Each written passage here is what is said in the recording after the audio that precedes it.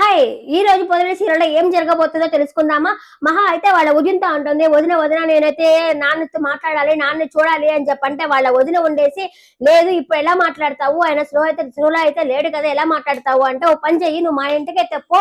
అప్పుడు మా ఇంటికి పోయిన తర్వాత మామయ్య గారు సుహలాకి వచ్చిన తర్వాత అప్పుడు మాట్లాడడానికి రావచ్చు. లేకపోతే మా ఇంటికి పో అయితే పో" అంటుంది. సరే మా ఇంటికి పోదాంలే అని చెప్పేసి మాట్లాడుతుంది. "చక్రిత పోదాం పద వాళ్ళ ఇంటికి పోదాం పద" అని అంటుంది. ఇక్కడైతే మాధవ్ అయితే వర్క్ చేసే ప్లేస్‌కి పోతారు కదా! అక్కడ వర్క్ చేసే ప్లేస్‌కి పోంగానే అదేంటది వదిన వెళ్ళిపోయిందంట కదా! అంటే చక్రి వాళ్ళ వైఫ్ వెళ్ళిపోయిందంట కదా! అని చెప్పేసి అంటే, ఎవరు చెప్పార్రా? అంటే అందరూ ఊళ్ళో వాళ్ళంతా మాట్లాడుకుంటున్నారంటే ఒకాయన వచ్చేసి అంటాడు, "ఏంటి రాత్రొచ్చిందా? అప్పుడే పోయిందా? మీరేమన్నా సైలెంట్‌గా ఏమన్నా తీసుకొచ్చారా? అంత హంగామా చేసుకొని తీసుకొచ్చారు కదా! తెల్లారితే వెళ్ళిపోయిందంటే" దానికి మాధవ్ ఉండి చెప్తాడు, "లేదు లేదు వాళ్ళ నాన్నకి ఒంట్లో బాగలేకపోతే పోయిందంటే" అవునులే వచ్చినప్పుడు చూద్దాంలే అలా చెప్పుకోవాల్సిందే ఇంకేం చెప్తామంటే అదేంటి ఇలా మాట్లాడుతున్నారు ఒక్కొక్కరు అని చెప్పి చాలా ఫీల్ అవుతా ఉంటారు. ఇంకా మాధవ్ చక్కెర అయితే వాళ్ళ అమ్మాయిని మహాన్ అయితే వాళ్ళ అమ్మ వాళ్ళ ఇంటికి తీసుకొస్తాడు. వాళ్ళ వదిన వాళ్ళ అమ్మ వాళ్ళ ఇంటికి తీసుకొస్తారు.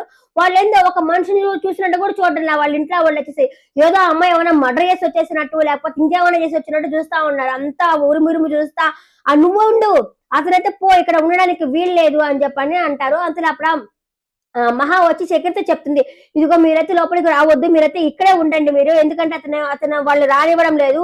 నాకంటే తప్పదు. నేనైతే మా నాన్నని చూడాలా, మా నాన్నతో మాట్లాడాలా. మీరిక్కడి నుంచి వెళ్ళిపోండి.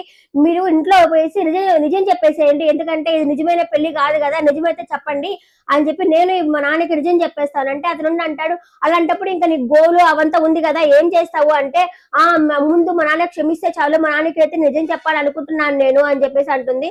అయినా కూడా నేను ఇక్కడి నుంచి పోను వీళ్ళెవరో వీళ్ళు ఇక్కడ ఉన్నారు వీళ్ళింట్లో వచ్చున్నావు నేను పోను అంటే ఏం చేస్తారులే నన్నైతే ఏమి చంపరు కదా నేను ఇక్కడే ఉంటాను ఎప్పటికైనా మా నాయనకి నిజం తెలియాల్సిందే కదా మీరైతే ఇక్కడి నుంచి పోండి అనేసి అప్పగింతలు అయితే చెప్తా ఉంటుంది అనమాట. కానీ చక్రి అయితే చాలా బాధపడుతుంటాడు. ఇదేంటిది నిజమైన పెళ్లి అని అనుకోలేకుండా పోతా ఉంది. నా వైఫ్ వదిలేసి నేను ఎట్టపోవాలా అనేసి అయితే బాధపడతా ఉంటాడు అక్కడి నుంచి. ఇంకా లోపలికి వెళ్తుంటే వాళ్ళు అంటారు, నువ్వైతే ఇక్కడే ఉండు కర్మ, నువ్వు ఎందుకు వచ్చావు ఇక్కడే ఉండు. చెప్పాము మా అల్లుడు ఏమంటాడో ఏమో అని చెప్పేసి మాట్లాడుతా ఉంటారు. ఏందో అంత చీప్ గా చూస్తా లవ్ చేసి మ్యారేజ్ చేసుకుంటే అంతలా ఉన్న ఏదో తప్పైపోయినట్టు వాళ్ళు ఏదో ఒక ముద్దాయిని చూసినట్టు చూస్తా ఉంటారు.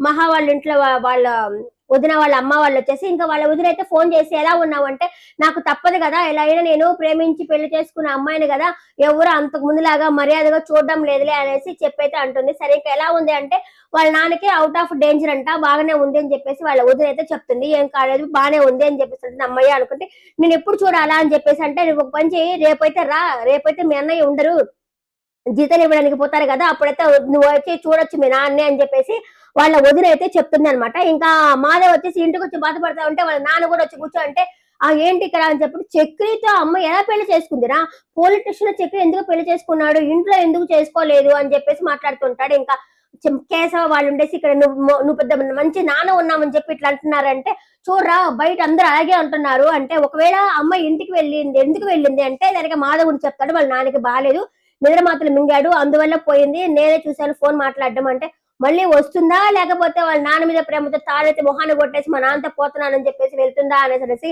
ఎందుకు నాన్న అట్లా మాట్లాడుతున్నావు మంచిగా మాట్లాడవా అంటే ఒకే ఒక మాట చెప్తారు పని చేయండి రేపు వచ్చిన వెంటనే అందరి ముందర మనం రిసెప్షన్ ఏర్పాటు చేద్దాము ఖర్చు ఎంతైనా పర్వాలేదు అవుతుంది చూసుకుందాము కానీ అందరూ నోళ్లు మూపించాలా అంటే ఇంకా అబ్బా సూపర్ నాన్న నువ్వు నాన్న మాట చేసిన పని మంచి పని ఒక మంచి మాట చెప్పింది ఇదే మనం రేపు మా వదిన రాగానే రిసెప్షన్ ఏర్పాటు చేస్తాము అని చెప్పేసి కేశవ వాళ్ళైతే మాట్లాడుకుంటా ఉంటారనమాట.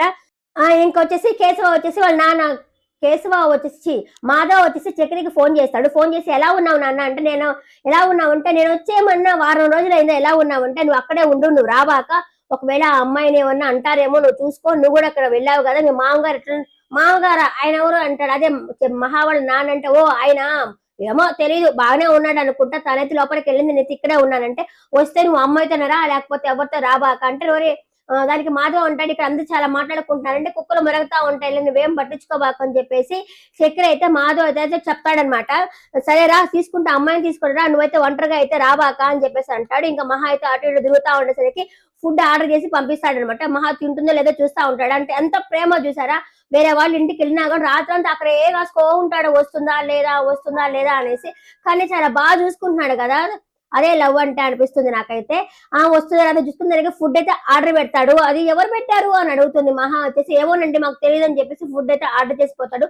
తను తింటుందా లేదా అని చూస్తానే ఉంటాడనమాట. ఇంకా కట్ చేస్తే రేపటి ఎపిసోడ్ లో మళ్ళీ కలుస్తాను. Bye bye.